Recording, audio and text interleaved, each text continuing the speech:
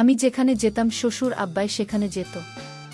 আমি রান্নাঘরে রান্না করতে গেলে সেখানেও শ্বশুর আব্বা চলে আসত। মাঝে মাঝে শ্বশুর আবু আমায় এমন কিছু কথা বলতো সেটা আমি সহ্য করতে পারতাম না।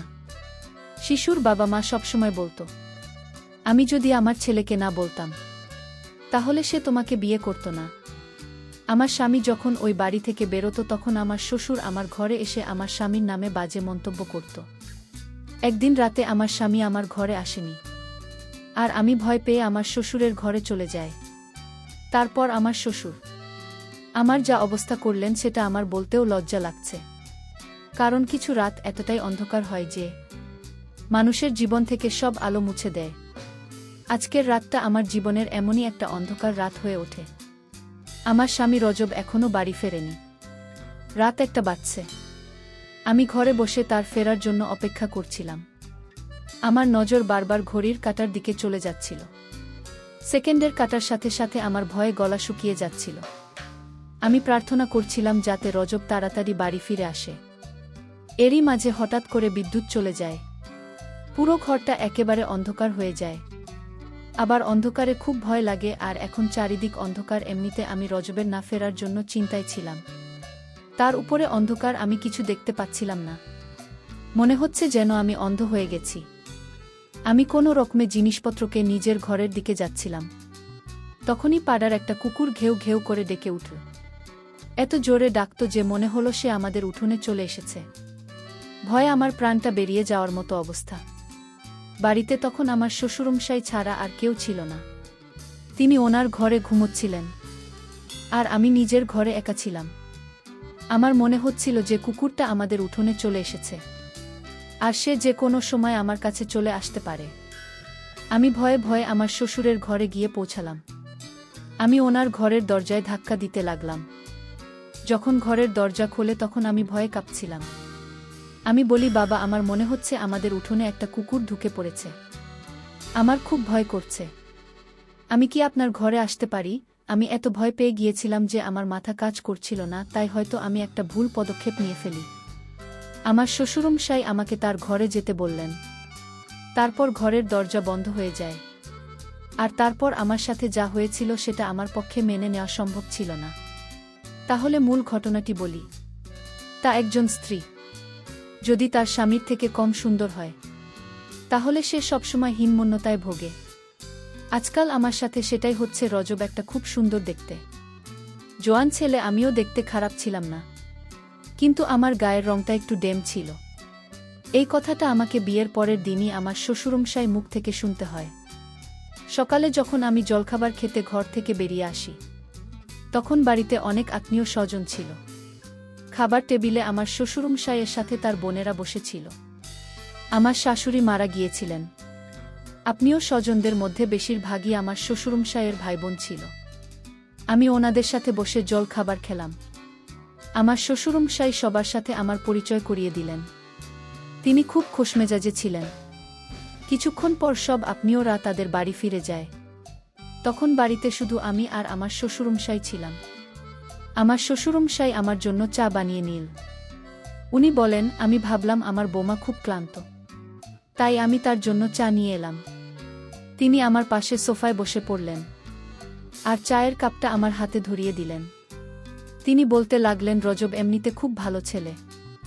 সে আমার সব কথা শুনে তুমি একটা ভালো মেয়ে, কিন্তু আরও ভালো হতো যদি তোমার গায়ের রংটা একটু ফর্সা হতো। ওই যে বলে না, বসেই হয় যাকে সব সময় কাছে পেতে ইচ্ছে করে। উনার কথা শুনে আমি একটু অস্বস্তি বোধ করছিলাম। আমি উনাকে বললাম, আমি আপনার কথা ঠিক বুঝতে পারলাম না। উনি বলেন, কাল মাঝরাতে রোজ ঘরের বাইরে এসেছিল। আমিও তখন জল খেতে উঠেছিলাম, তাই আমার তার সাথে দেখা হয়ে যায়। সে আমাকে বলে, বাবা, তুমি তার মধ্যে কি এমন দেখেছিলে? তুমি তো জানতে যে আমার সুন্দরী মেয়ে পছন্দ। তুমি অন্তত আমার পছন্দের মানটা রাখতে পারতে। এইসব কথা শুনে আমার মনটা খুব খারাপ হয়ে যায়। তবে রজব কাল রাতে আমার সাথে কোনো খারাপ ব্যবহার করেনি। সে এমন কোনো কথা বলেনি। সে বরং আমার প্রশংসা করেছিল। তবে হ্যাঁ, আমার মনে আছে যে রজব রাত 2টা-3টা নাগাদ একবার ঘরের বাইরে বেরিয়েছিল। কিছুক্ষণ পর আবার ফিরে এসেছিল। আমি হাঁ করে শ্বশুরমশায়ের মুখের দিকে তাকিয়ে রইলাম। তিনি আমাকে বললেন, আমি বুঝতে পারছি তোমার এই কথাগুলো শুনতে ভাল লাগছে না। আমি কাল রজবকে খুব বকেছি আর বলেছি সে যেন ভুলেও তোমাকে এসব কথা না বলে। সে তোমাকে এরকম কোনো কথা বলেনি তো?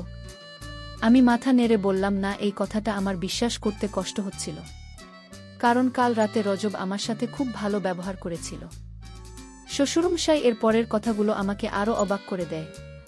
তিনি বলেন, আমি ওকে বারবার বারণ করেছি সে যেন তোমার মনে কষ্ট না দেয়। তুমি কিছু মনে করো না মা, কিন্তু আমি যখন তোমাকে দেখতে গিয়েছিলাম তখন তুমি মেকআপ করেছিলে। তখন তোমাকে দেখে আমার ফর্সা মনে হয়েছিল, কিন্তু তোমার আসল রংটা তো পরে দেখলাম। ওনার কথা শুনে আমি চুপ করে গেলাম। আমি বুঝতে পারছিলাম না কি জবাব দেব। হ্যাঁ, এটা সত্যি যে আমাকে যখন দেখতে আসা হয়েছিল তো এখন আমি একটু মেকআপ করেছিলাম, কিন্তু সেটাই তো স্বাভাবিক। আজকাল সব মেয়েরাই তো একটু আধটু সাজগোজ করে। রোজের সাথে যখন আমার সমস্ত বিয়ের কথা পাকা হয়েছিল তখন আমি খুব খুশি হয়েছিলাম, কারণ শ্বশুরবাড়িতে আমার ভুল ধরার জন্য আমার কোনো শাশুড়ি ও ননদ থাকবে না। কিন্তু তখন কি আর আমি জানতাম যে আমার শ্বশুরমশাই বিয়ের পরের দিনই আমার কথায় খুব ধরতে শুরু করবেন। বিয়ের পরের দিন থেকে আমি রান্নাবান্না আর ঘরের কাজ করা শুরু করে দিয়েছিলাম, কারণ বাড়িতে শুধু আমার শ্বশুরমশাই আর আমার স্বামী থাকত। এমনিতে আমার শ্বশুরমশাই খুব ভাল ছিলেন, আমার সাথে খুব ভালোভাবে কথা বলতেন, কিন্তু উনি রজবের ব্যাপারে যেসব কথা বলতেন সেসব শুনতে আমার ভাল লাগত না। রজব অফিসে বেরিয়ে যাওয়ার পরে বাবা আমার ঘরে চলে আসতেন। আমি তখন রজবের ফেলে রাখা জিনিসপত্র গোছাতে ব্যস্ত থাকতাম। বাবা এসে বলতেন, তুমি তাড়াতাড়ি আমাদের জন্য জলখাবার বানানো, তারপর আমরা দুজনে বসে গল্প করব। তিনি আমার সাথে বন্ধুর মতো কথা বলতেন। আমি ওনাকে এটাও বলতে পারতাম না যে আমি খুব ক্লান্ত, একটু বিশ্রাম নেব। কিন্তু চিন্তার বিষয় এটাই যে বাবা সবসময় আমার খেয়াল রাখতেন।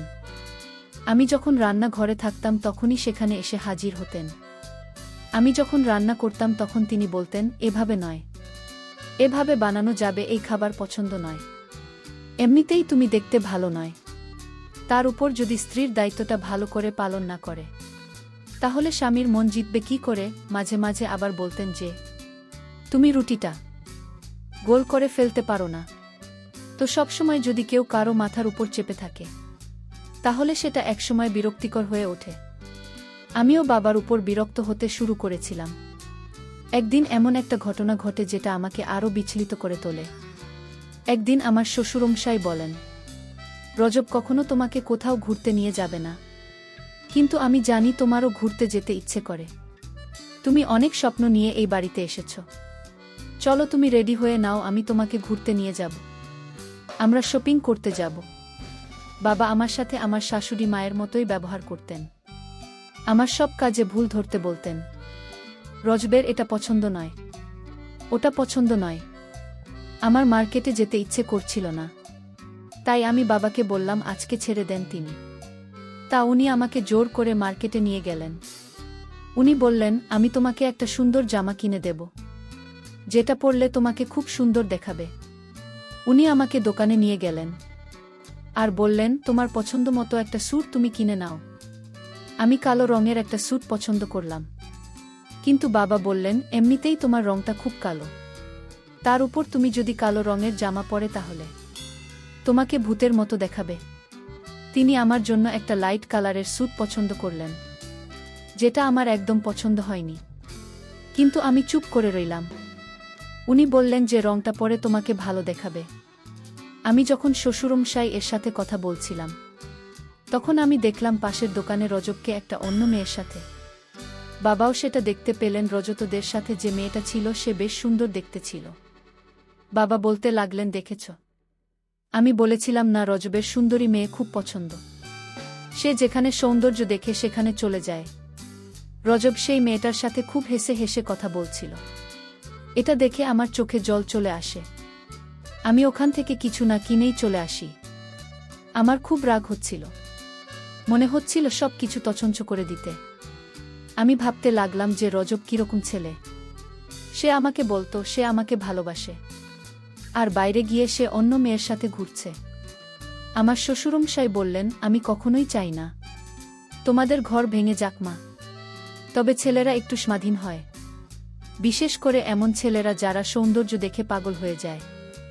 হ্যাঁ, তুমি যদি দেখতে সুন্দর হতে তাহলে হয়তো তোমার স্বামীকে ঘরে বেঁধে রাখতে পারতে। বাবা আমার পাশে বসে আমাকে বোঝাতে লাগলেন। বাবা বললেন, আমি রোজ ওদের সাথে কথা বলবো, কিন্তু আমি কিছু গ্যারান্টি দিতে পারছি না। আমি রজবের জন্য কি না করতাম। তার পছন্দের খাবার বানাতাম, তার পছন্দমতো ঘর সাজিয়ে দিতাম, এমনকি নিজেকেও তার মনের মতো তৈরি করার চেষ্টা করতাম। কিন্তু রজবের আমার এত আত্মত্যাগ চোখে পড়ে না। রাতে যখন রজব বাড়ি ফিরে আসে, তখন আমি আমার ঘরে বসে কাজ করছিলাম। রজব আমাকে জিজ্ঞেস করে, তোমার কি হয়েছে, শরীর ঠিক আছে তো? আমার তো ইচ্ছে করছিল এখনই বলে দিতে যে আমি তোমার আসল রূপটা ধরে ফেলেছি, কিন্তু বাবা আমাকে অনেকবার বারণ করেছিলেন। বলেছিলেন, এটা করলে আমার ঘর ভেঙে যেতে পারে। যদি জানতে পারে যে তুমি জেনে গেছ তার অন্য মেয়ের সাথে প্রেম আছে, তাহলে তার মন থেকে সব ভয় দূর হয়ে যাবে। আমি রোজ ওকে বলি যে আমার মাথা ব্যথা করছে। রজব বলে, চল, আমি তোমাকে ডাক্তারের কাছে নিয়ে যাচ্ছি। এমনিতেই তোমার গায়ের রং কালো, তার উপর কেঁদে কেঁদে নিজের যে অবস্থা করেছ, তোমাকে একেবারে ভূতের মতো দেখাচ্ছে। কথাটা শুনে আমার খুব অভিমান হয়। আমি বলি, আমি যখন এতই খারাপ তখন আমাকে বিয়ে করলে কেন? আমার কথা শুনে রজব আমার দিকে তাকিয়ে থাকে। তারপর একটু হেসে বলে, আমার অনেক বড় ভুল হয়ে গেছে, কিন্তু কি আর করা যাবে, ভুল যখন হয়েছে তখন তোমাকে সঙ্গে তো করতে হবে। এই বলে সে হাসতে হাসতে আমার পাশে এসে বসে। আমি বলি, আমি কোথাও যাব না, আমার মাথা ব্যথা করছে, আমি ওষুধ খাবার ঠিক হয়ে যাবে। এই বলে আমি ঘর থেকে বেরিয়ে চলে যাই। কিন্তু আমার মনটা খুব খারাপ হয়ে যায়। স্বামী যদি তার স্ত্রীকে ভালোবাসে আর সবসময় তার খুঁত ধরে, তাহলে এক সময়ে স্ত্রী ও তার স্বামীর প্রতি ভালোবাসা কমে যায়। রোজ ওদের প্রতি আমার টান আস্তে আস্তে কমতে শুরু করেছিল। একদিন আমার শ্বশুরমশাই বলেন যে তাদের পরিবারের একজনের বিয়ে আছে, তাই আমাকে তৈরি থাকতে বলেছিলেন। আমিও একটু সাজগোজ করেছিলাম। সেই সময় রোজ ঘরে আসে আর আমার দিকে এখন জোরে তাকিয়ে থাকে। ওকে দেখে আমার মনে হলো যে আমি হয়তো তার মনে প্রভাব ফেলতে পেরেছি। সে আমার পাশে এসে দাঁড়িয়ে বলে, তুমি যতই সাজগোজ করুন না কেন, আমার মতো সুন্দর তুমি কখনোই হতে পারবে না। এই বলে সে আমাকে আয়নার সামনে নিয়ে যায়। আমার মনটা পুরো ভেঙে যায়। এতক্ষণ আমি ভাবছিলাম যে 1 ঘন্টা ধরে আমি এত সাজলেন সেটা সার্থক হয়েছে। কিন্তু রজবের কথা শুনে আমার ভুল ধারণা ভেঙে গেল। মনে হচ্ছিল আমার শ্বশুরমশাই ঠিকই বলেন যে ছেলেরা সেই মেয়েকে ভালোবাসতে পারে যারা দেখতে সুন্দর হয়। আমি রজবের থেকে সরে আসি। রাগের মাথায় আমি আমার সব গয়না খুলে ফেলি, তারপর টিস্যু পেপার দিয়ে মেকআপ মুছে ফেলি। এটা দেখে রজব একটু গম্ভীর হয়ে যায় আর বলে, রজনী, তুমি এটা কি করছো? আমরা এমনিতেই অনেক লেট হয়ে গেছি। আমি বলি, আমি কোথাও যাব না। রোজ বলে, এমন ছেলেমানুষি কেন করছো তুমি? একটা ছোট ব্যাপারকে এত বড় করে কেন দেখছো? আমি বললাম, আমার ওখানে যাওয়া ঠিক হবে না, কারণ আমি তোমার পাশে মানাবে না। আর তোমার কি মেয়ের অভাব আছে? ওখানে অনেক সুন্দরী মেয়ে থাকবে, তুমি বরং তাদের সাথে। এটা বলার সাথে সাথে রজব আমার গালে জোরে থাপ্পড় মারে। আমি এটার জন্য একদম তৈরি ছিলাম না। আমি রজবের কাছ থেকে এটা আশা করিনি। রজব বলে, এসব কি কথা বলছো তুমি? তোমার কি আমাকে দেখে সেরকম লোক মনে হয়? আমাদের গলার আওয়াজটা এতটাই উঁচু ছিল যে ঘরের বাইরে অবধি আমাদের আওয়াজ শোনা যাচ্ছিল। আমি বলি, আমার সামনে ভদ্রলোক। আমার শ্বশুরমশাই আমার কাছে এসে বসে। আমি বলি, সবসময় রজব আমাকে নিয়ে ব্যঙ্গ করে। আমি যখন ওর এতটাই অপছন্দ তখন ও আমাকে বিয়ে করো কেন? আমি জোরে জোরে কাঁদতে শুরু করি। আমার শ্বশুরমশাই আমাকে সান্ত্বনা দিতে থাকে আর বলেন, রজব এরকমই, আমি ওকে বোঝাবো, তুমি চিন্তা করো না। আমি তো চাই যে তোমরা দুজনে সুখের সংসার করো, কিন্তু তার কোনো নমুনা আমি দেখছি না। সুর আব্বা বললেন, এসব বাদ দিয়ে এখন চলো বিয়ে বাড়িতে। আমি বিয়ে বাড়িতে বাবার কথায় গেলাম। আমার মনে কোন শান্তি নেই। বিয়ে বাড়িতে এত লোকজন, সে রাতে থাকা নিয়ে অনেক সমস্যা হচ্ছিল। বিয়ে বাড়িতে ঝামেলা থাকায় কে কোথায় থাকবে সেটা নিয়ে আলোচনা করতে শুরু করেছে। আমার স্বামী বিয়ে বাড়ি থেকে বাইরে কোথাও চলে গেলাম। তারপর আমাকে একটা রুমে থাকতে দেওয়া হয়। সেই রুমে আমি একা ছিলাম। আর রাত যখন গভীর হল তখন আমার রুমে আমি কাউকে দেখতে পেলাম। আমি বুঝতে পারছি না যে কে সে আমার রুমে এত রাতে। বন্ধুরা, গল্পটি আজ ব্যস্ততার কারণে শেষ করতে পারছি না। পরবর্তী পর্ব পাওয়ার জন্য আমার চ্যানেলটিকে সাবস্ক্রাইব করে পাশে থাকবেন। ধন্যবাদ। হু।